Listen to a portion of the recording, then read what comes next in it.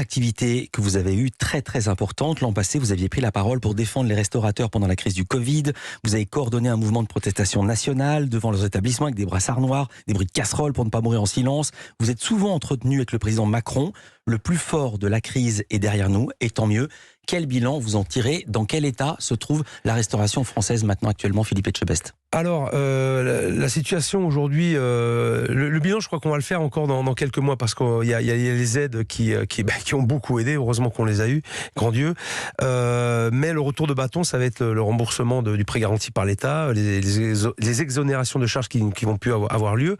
Et puis c'est surtout la pénurie de personnel que rencontre la profession, comme beaucoup d'autres professions d'ailleurs, je tiens à préciser. Il ne faut pas montrer que la restauration du doigt, parce que toutes les professions sont touchées par ça, le manque de personnel, et ça c'est terrible parce que ça demande à réduire l'activité pour beaucoup d'établissements, et quand il va y avoir les remboursements à faire de prêts garantis par l'État, plus le manque d'activité, donc manque de chiffre d'affaires, l'équation elle n'est pas bonne, et là ça va devenir compliqué. Complication supplémentaire, il y a eu une polémique lorsque le gouvernement, l'exécutif avait imposé aux restaurateurs que tout leur personnel soit désormais vacciné. Où est-ce qu'on en est sur ce terrain-là? Est-ce que vous avez perdu des gens en route? Est-ce qu'il y a eu des démissions, puisqu'on parlait du manque de personnel? Est-ce qu'il y a eu des licenciements pour faute grave, pour non-vaccination? Non, en ce qui me concerne, des licenciements, non.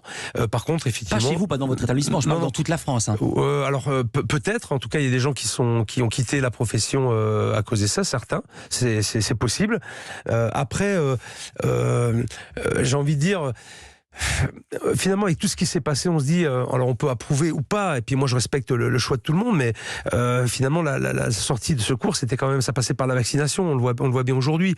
Donc il va falloir qu'on s'en sorte de toute façon, ça peut pas durer ad vitam aeternam, il faut trouver des solutions, et puis si ça passe par la vaccination, voilà. Même moi j'étais réticent au tout début, franchement j'avais pas spécialement envie de le faire, mais je l'ai fait. Qu'est-ce qui vous a fait changer d'avis? Ça sera ma dernière question. Ce qui m'a fait changer, c'est pouvoir vivre en collectivité, et puis se protéger soi-même et protéger les autres.